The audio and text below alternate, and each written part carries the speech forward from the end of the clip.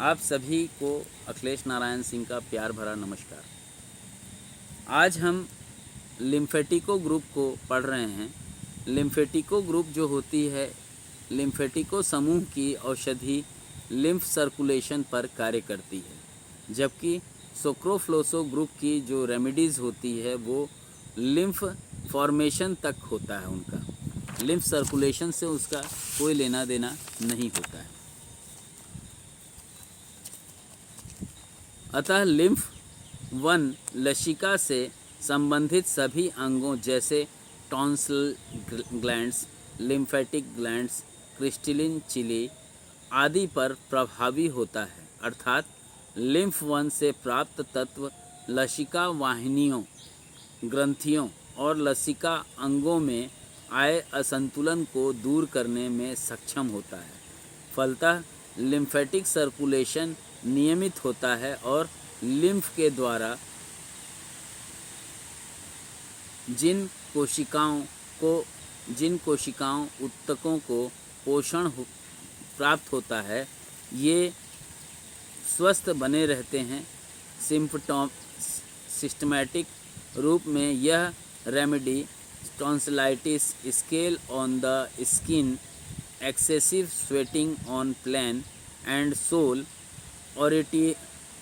ऑर्टिरिया, leucorrhoea, filaria, complication of vaccination, sneezing पर एक साथ एक जैसा प्रभाव रखता है।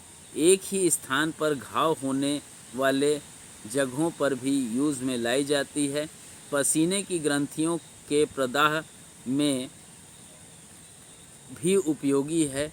L1 ग्रुप रस और रक्त के बीच की औषधि मानी जाती है।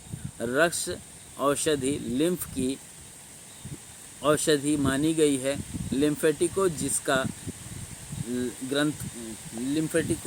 लसिका ग्रंथियों, लसिका वाहिकाओं और तथा लसिका की सर्वश्रेष्ठ औषधि है।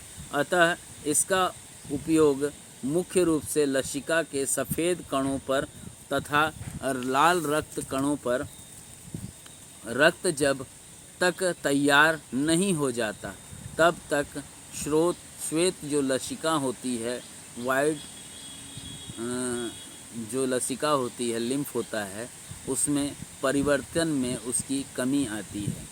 जब तक रक्त शुद्धिकरण हेतु श्वास तंत्र में पहुंचता है तो रक्त की लाल कण विद्युत शक्ति को ऑक्सीजन से लाकर रक्त प्रवाह में शोषण करते हैं, एब्जॉर्प्शन करते हैं। इस प्रकार भी लिम्फेटिको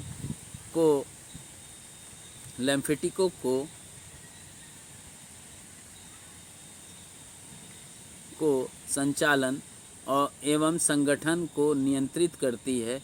चिकित्सा के दौरान लिम्फेटिको चैनल हेतु 3 ग्रुप का निर्माण दिया जाता है: सोक्रोफ्लोसो, लिम्फेटिको और एंजाइटिको। क्योंकि लिम्फेटिको का प्रभाव लिम्फ रक्त पर पड़ता है, जबकि एंजाइटिको का प्रभाव लिम्फ पर है और एंजाइटिको का प्रभाव रक्त पर है, जबकि लिम्फेटिको का प्रभाव रक्त और रस दोनों पर पूर्ण रूप से होता है। सोक्रोफ्लोसो ग्रुप की औषधियों का प्रभाव उन अंगों पर है जो लसिका तैयार करते हैं। मेटागोलिक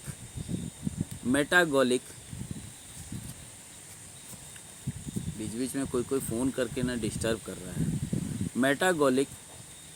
मेटाबॉलिक के जो भी अंग लसिका को हृदय की ओर जाने वाली प्रणालियों में पहुंचता है, और इसका कार्य उस समय शुरू होता है जब भोजन मुख में प्रवेश करता है, और सोक्रोफ्लोसो का कार्य तब खत्म हो जाता है जब लसिका बनकर तैयार हो जाता है।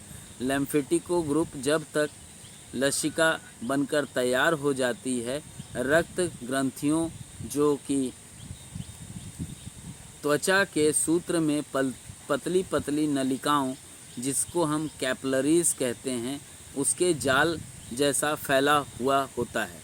शरीर उत्तम औषधि लिम्फेटिको है और है तथा रक्त के लाल कणों पर मुख्य रूप से प्रभावी रहती है।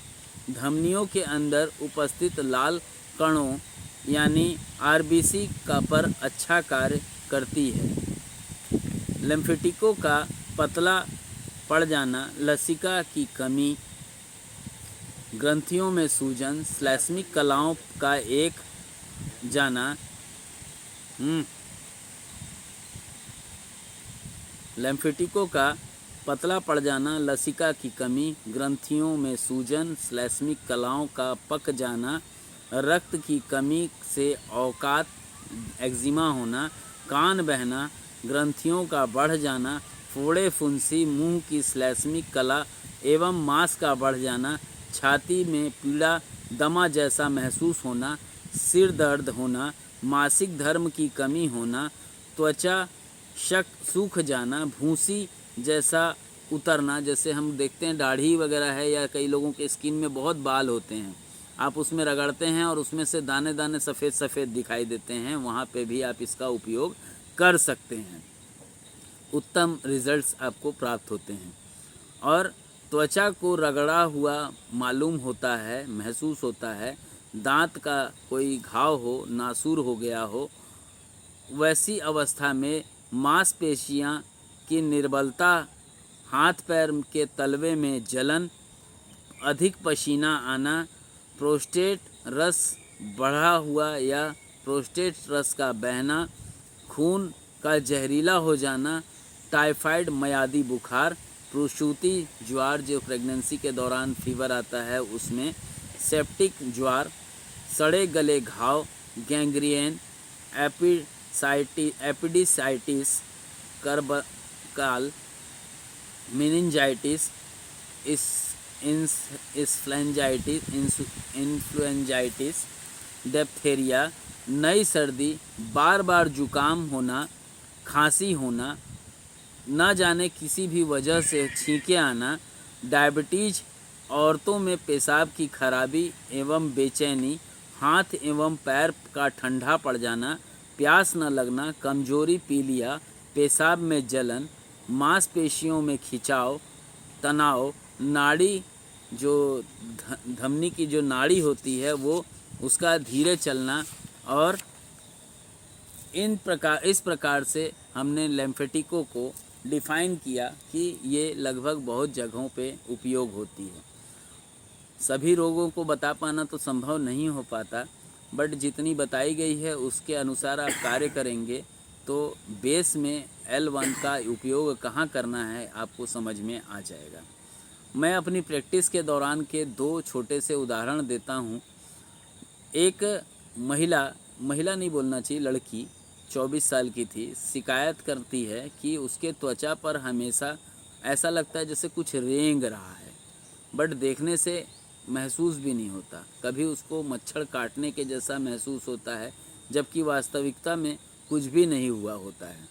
तो हम उसको L1 का 4th डाइल्यूशन 30 ड्रॉप 30 ml में मिला करके पेशेंट को देते हैं और कहते हैं कि 20 ड्रॉप आधा कप गर्म पानी में मिला करके इसको सुबह, दोपहर, शाम, रात लेना है। फिर क्रमशः उसमें 5 ड्रॉप हम हर बार बनाने के टाइम बढ़ाते जाते हैं और धीरे धीरे पेशेंट जब सेकेंड डाइल्यूशन पे L1 आती है, पेशेंट का डिजीज़ क्योर हो जाता है। ठीक इसी प्रकार से एक 25 साल की महिला जिसको डैंड्रफ की कंप्लेन थी, हमने उसको S3 और L1 दोनों का 15-15 ड्रॉप मिला करके 29 ml पानी में मिला करके पेशेंट को देने के लिए कहा।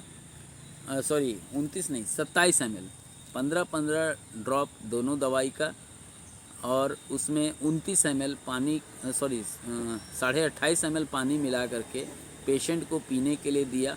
और ये जो पीने के लिए दिया, साथ में फर्स्ट डाइल्यूशन बना करके अप्लाई करवाया और इतने मात्र से पेशेंट न्यूट्रलाइज हुआ। डैंड्रफ आना उसका 15 दिन में कम हुआ और 3 महीने में पूर्ण रूप से क्योर हो गया। ये शक्ति थी बाबा काउंट सीजर मेटी जी की बनाई चिकित्सा पद्धति के स्पैजरिक्स की। नासक मेथोडोलॉजी इस पे और एडवांस में काम कर रहा है। अगर आपको लगता है कि नासक से मुझे जुड़ना चाहिए तो 8,900 का सेट लेकर के जुड़ सकते हैं या 20,900 का सेट लेके जुड़ सकते हैं। कोर्सेस इसमें इंक्लूडेड है और ये जो चार्जेस हैं ये सभी के लिए कॉमन है। जय हिंद, जय इलेक्ट्रो होम्योपैथी, जय काउंट सीजर मैटी जी। धन्यवाद।